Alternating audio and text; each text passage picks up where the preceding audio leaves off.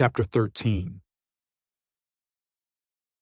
When they arrived at the site where Loon had fallen dead, there were 6 werewolves that encircled her body like a protective moat.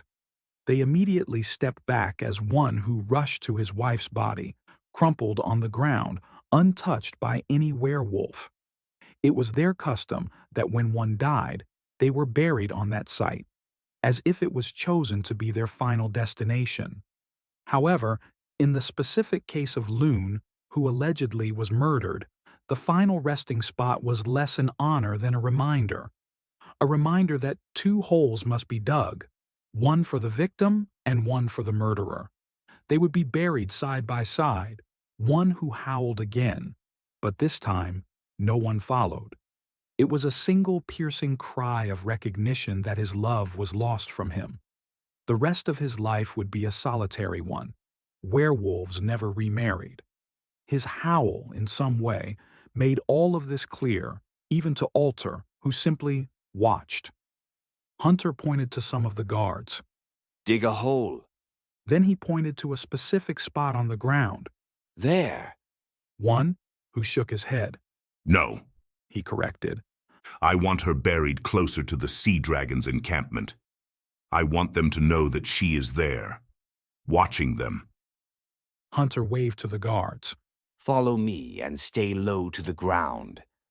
They snuck closer to the site where the sea dragons lived.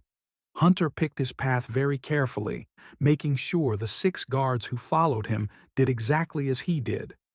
When they got close to the beach but were still inside the forest, he pointed to a spot that was sized appropriately. There. We'll bury her there. Dig as quietly as you can. Hunter whispered. He took a long look at the beach area, scanning for sea dragons. Seeing none, he decided to return to his dear friend, One-Hu. When he arrived, One-Hu was holding Loon in his arms, cradling her like a child. Shall I take her to the site? Hunter asked as politely as he knew how. I will take her myself. Hunter nodded. Follow me when you're ready. As he stood to his feet, he struggled to lift Loon but persisted until he defeated gravity. Hunter steadied him a bit. One-Hu brought her to his chest, one arm under her neck and the other under her upper thighs. I'm ready, He said, and then added, Bring Alter with us. I want her to see our burial ritual. Hunter looked around and then strode up to some of the werewolves. Who knows where the servitor went? There were werewolves all around, more than 100, and all Hunter saw were shaking heads. No one answered him. None of you noticed that the one stranger among us went missing? Again, they all shook their heads. This time, some of them even said that they hadn't seen her leave. He turned to One-Hu and shrugged. Maybe she already went to the burial site. Hunter took one more look around. Follow me.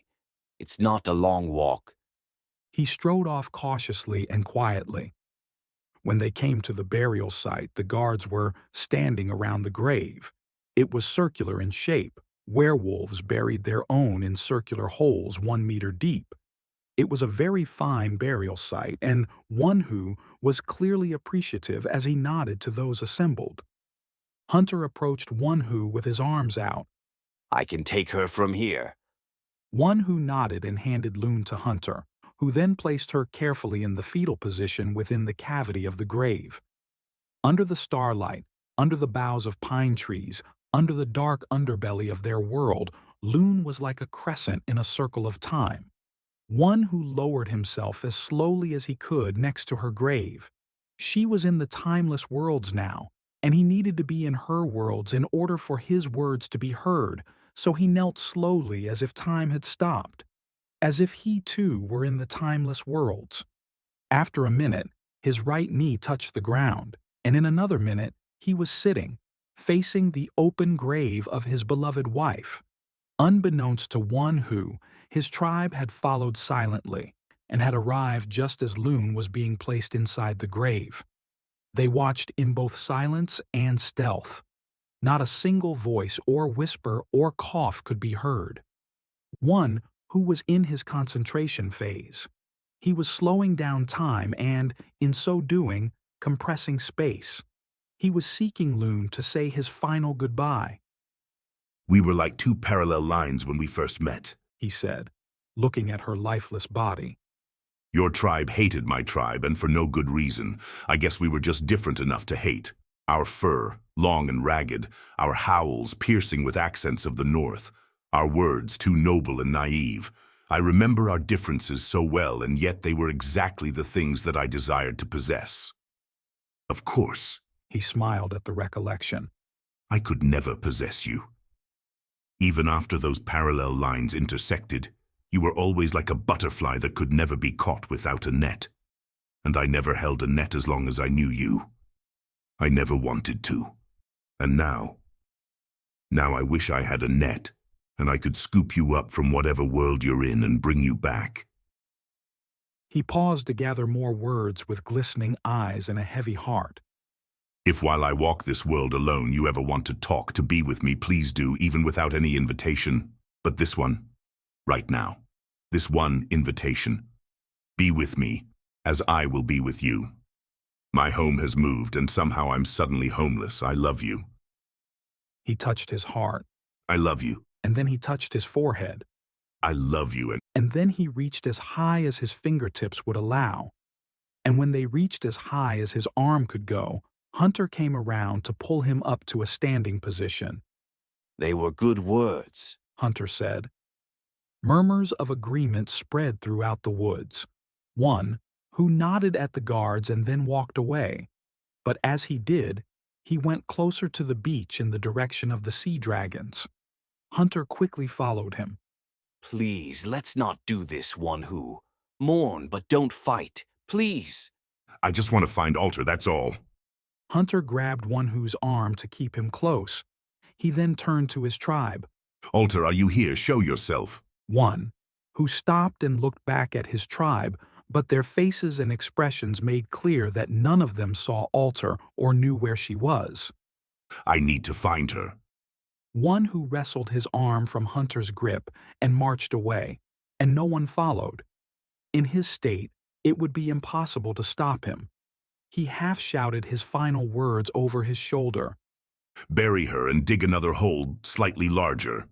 No. Hunter insisted, rushing behind One Who and again grabbing his arm to stop him. They could kill you. We cannot afford to lose you. Let me find her. You should mourn and nothing else.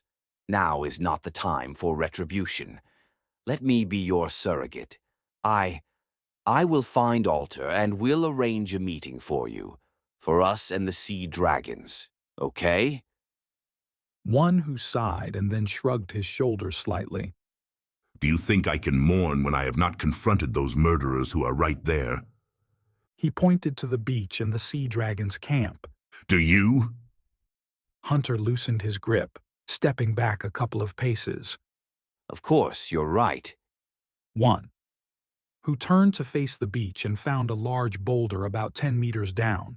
He stepped upon it, struggling up its steep sides, and then howled a sorrowful howl. When he finished, he cupped his hands around his mouth and yelled as loudly as he could. Alter, where are you? Alter! He paused for a moment and repeated his urgent summons. On the third try, he heard her voice and looked in the direction it came but could not see her. Where are you? Why are you hiding? He bellowed, anger dripping from his words. It's night time. You are all hungry and you are angry. I look, at least from the neck up, like your favorite food. It was hard to argue any of her points. She understood werewolves. I want to meet with your clients. Now? Alter asked. One, who squinted his eyes directly at the voice he heard but could see nothing. It sounded like Alter was directly in front of him, and then he realized he was hearing her voice internally. She was speaking telepathically to him. Why can't I see you, but I can hear you inside my head as if you were actually right in front of me? I am in front of you, She replied. one of the unacknowledged, and I dare say, underappreciated attributes of shapeshifting is that I can shapeshift to an insect and direct my communication telepathically, both the speaking and the hearing parts. I have already spoken to the sea dragons. They convey their sympathies, and they claim innocence of any act that could have caused your wife's death. Werewolves don't simply die in a single second of time. We die over a period of time. Usually it takes an hour, sometimes two. The speed of her death. It has to have been caused by unnatural circumstances. I need to speak with them. Only me, I won't bring anyone else. Why do you want to do this now? Alter asked. Shouldn't you be mourning instead of playing detective with sea dragons in the middle of the night? I cannot mourn until I've talked with the alleged murderers of my wife. Isn't that obvious? They are fearful of you. Came a whispered confession. Me? Why? I will bring no weapons. I will simply ask questions. If they have nothing to hide, why would they deny me this one request? You are the leader of the werewolves. If anything were to happen during our meeting that would potentially harm you, your entire tribe would attack them. That is what they fear. And what would cause potential harm to me? There was a pause. A strict silence followed. They do not know how their powers might affect you. What powers? They have mental powers that are quite unlike land creatures. They have lived in the sea for thousands and thousands of generations, and in that time, they developed powers of thought that can stun a large predator. With just their minds? Yes. And they're afraid they might stun me to death. One who paused, his expression deepening in puzzlement. So they're acknowledging that they could have killed my wife. Maybe their thoughts were so strong and concentrated on her, my wife, that their mind killed her. Is that what you're saying? No, I don't mean it that way. I don't think they had anything to do with it. But you don't know. Again, there was a long pause. I will see if they will meet tonight. Stay here. Some kind of a beetle with wings that hummed in the forest. Stillness wafted away toward the beach where the sea dragons live. One who was sure it was Alter. He followed it,